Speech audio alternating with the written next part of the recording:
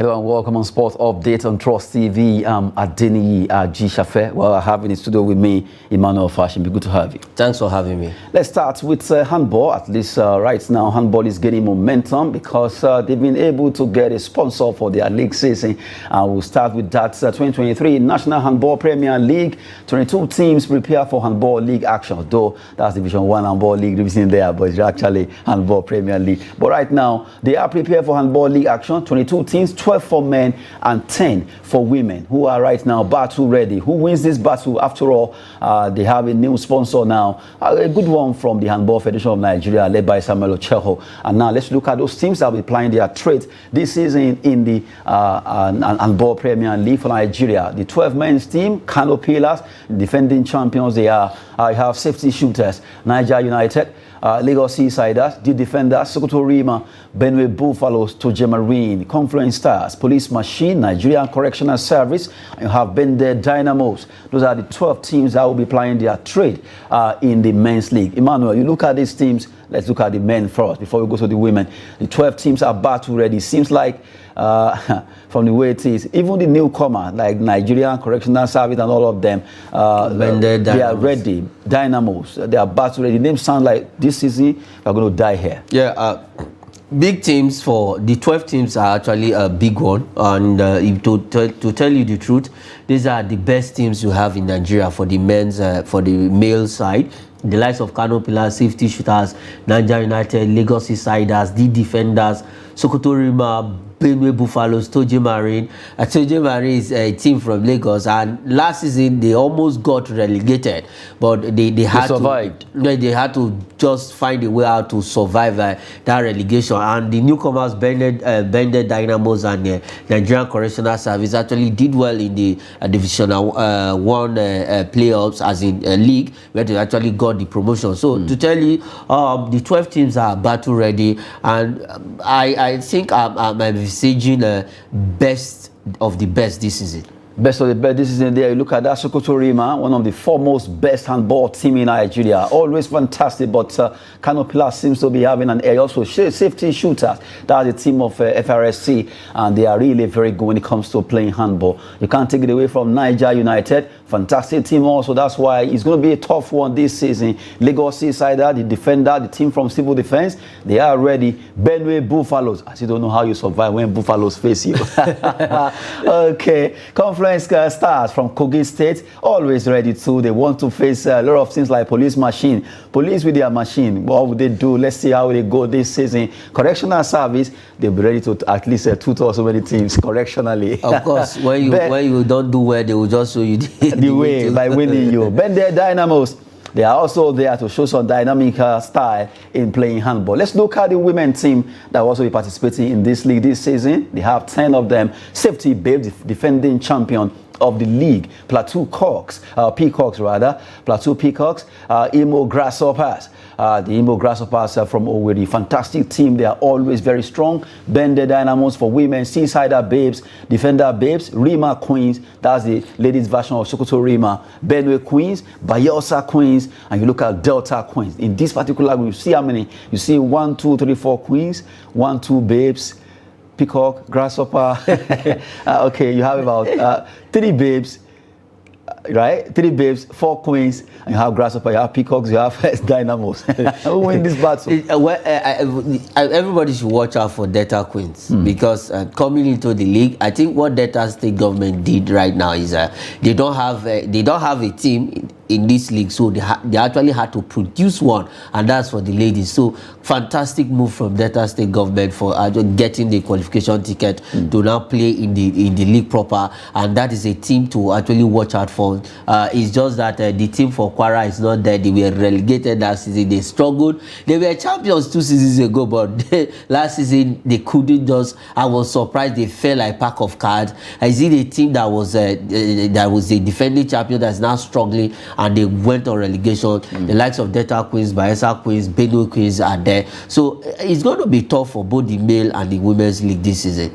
Well, just unveiled there the Handball Premier League for this season, and the good thing right now is that they have talking about the Handball Premier League, they have a sponsor now that will be at least the former one when they were calling Prudent Energy, but now it's Adova Handball League. Yeah, Adova Handball League, as it's called, that was why they have actually pushed, they moved the date of the league forward by a week plus, and because of they said logistics reason, and this is the logistics reason we are saying, and that the reason why they move it forward is because of for them to finish the paperwork of the new sponsorship deal. We can see where the deal was actually signed there, talking about the handball league signed with Adova. So right from now, henceforth, it will be Adova. Yes, Adova Handball Premier League. So good one from there. And some Ochehos are actually revive and revamp handball in Nigeria. Handball used to be a very big sport in Nigeria in the 90s. We saw their exploit in the 90s, in the 80s, 70s. We have quite fantastic team. But over the years, it knows dive. But right now, some Ocheho have brought life back into handball. Well, we've been talking about handball, giving you an update there. 22 teams will fight for honors in the Nigerian Handball League season that will be coming up. And to let you know that they have a sponsor, a good one there. At least the league will be run well. Let's just hope that more talent will be discovered to represent Nigeria in any competition. We've seen how our boys in handball and also the girls are doing well under 19. Not forgetting the fact that our main teams, both for ladies and men, are also trying their best. Good one for the Handball Federation of Nigeria, HFN, for doing this. And also, we want to see the best in the league for this season. Away from handball, and now let's go straight to the round leader game. We are in Nigeria International, although retired now from Super Eagles. He used to play for Ighalo before he moved away. Now he says, well, if there is security, he can play for he can play in Nigerian league. Let's look at that story. If security is guaranteed, I can play in the NPFL for free. Coming from Odion Ighalo there. Well, if Odion Ighalo plays in the NPFL, a big one, last we saw, what was his name, Ahmed Musa, actually playing in the league before he now got a contract in Turkey. So if Odion Ighalo do the same thing, is not a bad one, but his concerns is the security, and mostly security. I think last season we had some good improvement when it comes to security. If we can also improve on that this season, so he can play in the league, and he can play in any of the big teams in Nigeria: Enyimba, Rivers United, Remo Stars, Benel Insurance, Lobby Stars. In fact, any club. He said he can play for 6 months. He was having that interview with Limited TV, and he was talking all about that. He can play for 6 months in Nigerian league for free. He's not going to ask for any money. But in fact, I saw one particular debate say, okay, which team will Odion Ighalo play for? Like that debate came up, and somebody designed him with Enyimba jersey. And sincerely what if he prefers to go for his state Benel Insurance? If he goes to Benel Insurance, good one. But somebody was not asking, as in the jersey, how does it look on him? And it was actually looking fine on Of course, after all, he started from here. But the good thing now is that, yes, Nigerian players are broke and come back after they are done with their plight over there in the business in Europe, and they decide to come down to Nigeria. But according to what he's saying, they are used to a secure environment. They are used to where everything functions, where everything works. But now, here, we know that road issue is there, bad road traveling. We see insecurity, which he actually mentioned, the issue of they are used to taking flight and all that for matches. But even they are going to take bus, the roads over there are very smooth. Here, I can't say even from the airport to the way they'll be going. You can have a very smooth journey. The same thing with Ahmed Musa. He actually picked the matches he played, and whenever they are traveling out of Kano, he doesn't go with them. He stays in Kano. Whenever they are playing at home, he play, but away games he doesn't go. Welcome back. Odion Ighalo can also do the same thing. Whichever team he picks, he can stay in the city. Once they go away, he stays back. Once they come back home, maybe any home game he plays. But really, it would be nice to see Odion Ighalo play in Nigerian league. After all, he said he wants to prove something. Let's see what he wants to prove if everything goes well. Odion Ighalo there. Let's move away from Odion Ighalo and talk about another one. This time around, it's about the IMC. That's the Interim Management Committee that has to do with the Nigerian Professional Football League, to be known as NPL next season, Nigerian Premier League. But right now, Nigerian Football Federation says IMC has fulfilled its mandate. The mandate is to make sure they run the Nigerian league functioning well, which so far we can say they tried. Yes, they tried. They've actually done well. Kudos to them. Out of 100%, I can score them 60. 60%? Yes, 60% out of 100. I'll give them 70. Okay, 70 is not bad because the organization was good. The competitiveness in the league was okay. The officiating, good. That's why and we saw how they actually came out with hammer on some referee. They were suspended. They never give them any game till the end of the season. So good one. And if NFF has said they fulfill their mandate, they are not bad in saying that. But really, when it comes to IMC this season, in fact, I saw where Coach Fanny Amu was saying, "Oh, I really should continue if for the next 2 years." Praise he's God. saying I have one supporter. He's saying that they should just continue for the next 2 seasons at least. Let's see, because it seems it was interesting. 18 matches for you. You know that you are playing 18 matches. One, you are saving costs. Number 2, issue of security. You know, okay, you have 10 teams in a group. You have to go to 10 matches away, and you are playing. 9 matches away, 9 matches at home, and then you'll be able to save some cost because normally you're supposed to play like 38 games thereabouts, yes, of normal season. So about 20 matches off. Then you are still going to achieve what you want to achieve with the same 38 league runs in the Abrig League of 18 teams. Then they play the Super 6. I think I doff my cap for him to actually support that. Because and it's very interesting. Very interesting. Let's not dispute the fact. You saw all the team, how if you don't win, you know that whatever happens, you are going. So every team, they are taking each game serious. Each game was like a final for all of the teams. So if we can have the average league, sincerely speaking, for 1 or 2, 3 seasons. He actually mentioned 2 seasons. 2 seasons or 3 at most, it will be good. Now, is it bad if we are even if we want to be running our league like that? What will happen? It's not bad because it will actually the average league has sanitized. This is what we want to be okay. We want to be doing it this way because 1 is the time frame we can meet up with CAF calendar. 2, it's actually help teams to save cost. 3, it reduces stress of traveling far. For example, you know that these 10 teams, we are going to 9 different places and all that. Well, if we can have the average league, let's say 10 years. Then you have a particular place picked. You can try to say, okay, this time around we're not playing Super 6 in Lagos, we're going to Benin. Okay, we're going to Kaduna. Just we're going to rotate it all each year. In each of the zones. And it's going to be good. So I support that move. If IMC and NFF will actually sit down and look inward and see the advantage of the average league, let's adopt it for a while, at least 5 years. But really, it would be very nice if this really actually see light of the day, because if we look at the beginning, a lot of people were a bit skeptical. Briefly, we did it when? I think with better planning, I think this one was even better than that of 2019. Yes, because 2019 was because of a situation we had it. But this one, from the beginning, it was well planned. We know that it's average league. They actually planned everything. So 5 years is not bad.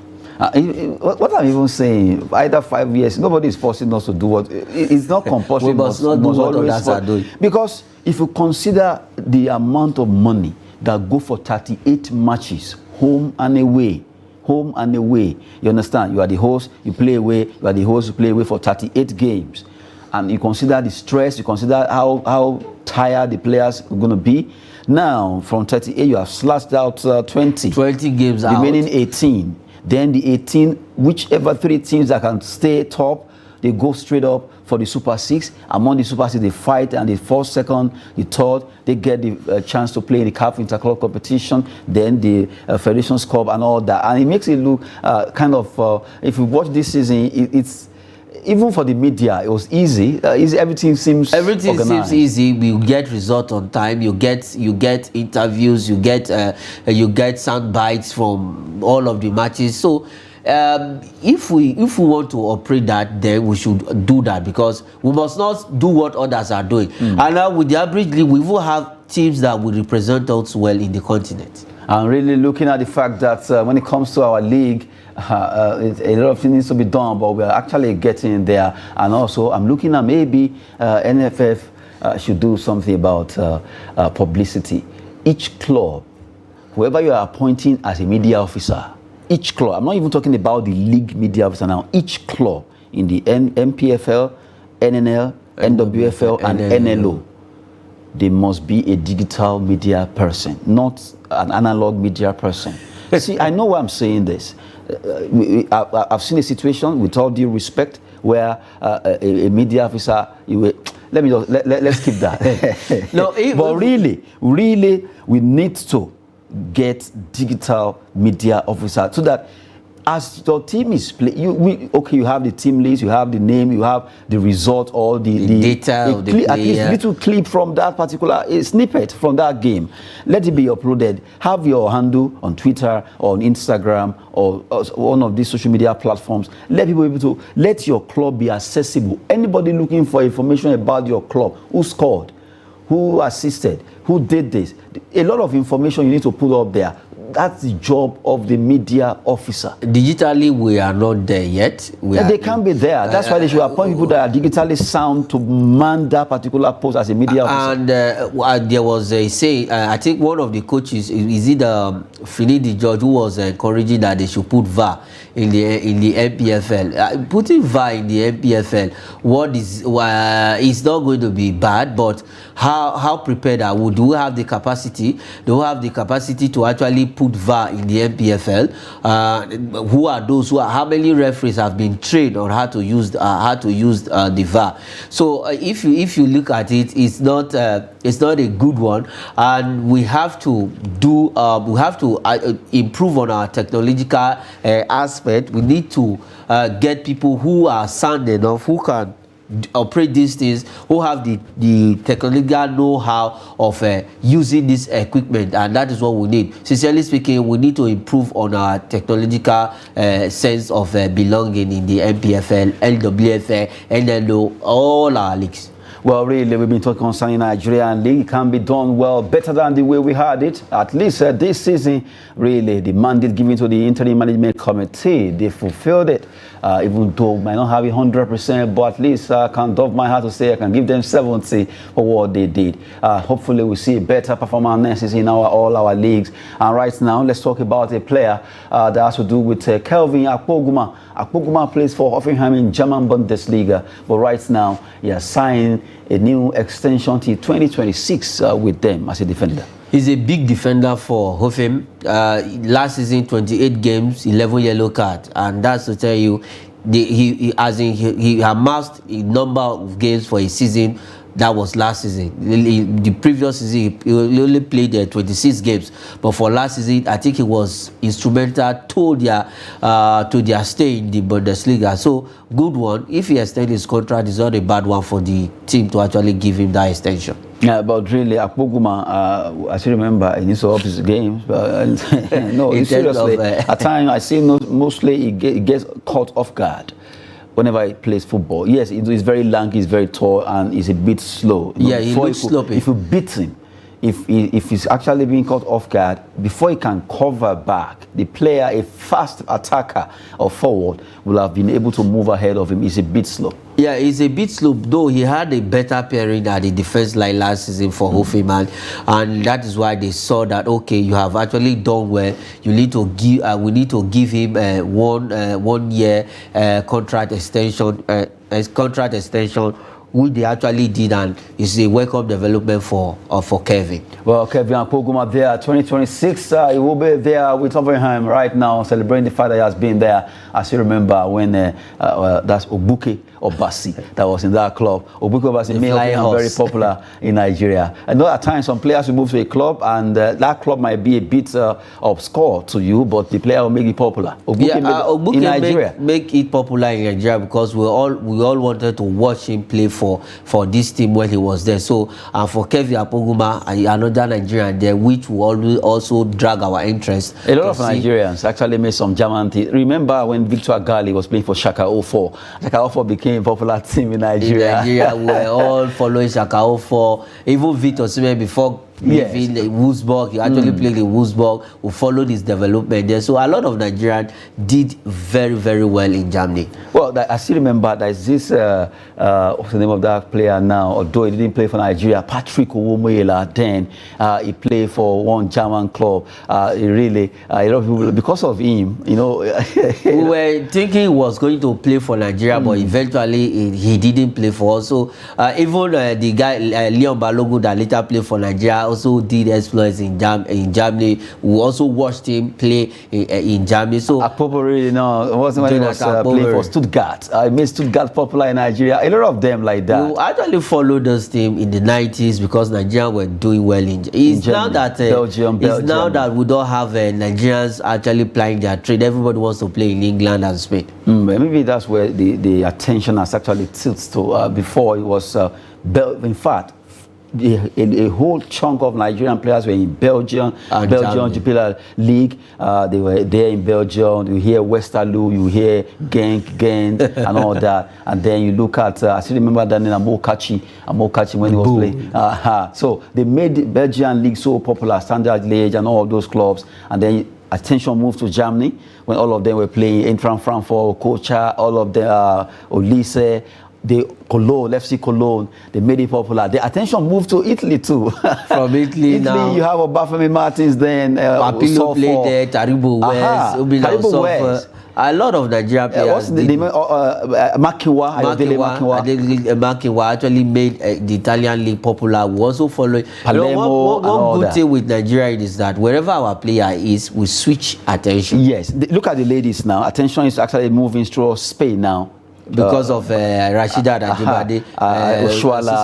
A lot of them now, Okoronkwo, they are all moving to Spain. It's always like that at times, you just shift. Now look at England, a lot of Nigerians playing their trade there. I also give you update concerning that. We're taking you back time at least to see how Nigerians actually try their best when they play football. Let's look at the last story. This time around, England midfielder Declan Rice keen to join Arsenal. He's keen to join Arsenal despite Manchester City interest. Man City are showing interest in hijacking this deal from Arsenal. I don't know if Man City wants to buy everybody. They have the money, so they want to win. They want to have at least what happened to Arsenal last season was because they didn't have depth of extra players that could stand in for those injured. And look at what happened. So Manchester City, they want to do the same. Yeah, they want to do the same by making sure they have at least 2 players, 3 players in each of the departments. And for Declan Rice, how is he going to displace Rodri from that place? Except something happened that Rodri is maybe injured or probably not fit. That is when Declan Rice, but we still have what's his name, Kelvin from Leeds United. So for Declan Rice, I think he should go to Arsenal where he actually had that prospect where to actually play well. Well, good one there. We've been talking concerning those transfer stories now. Well, right now, we just have to go on the show. Sports Update on Trust TV. I appreciate you, Emmanuel Fashimi. Thanks for having me. I'm Adeniyi Ajishafe. Thanks for watching.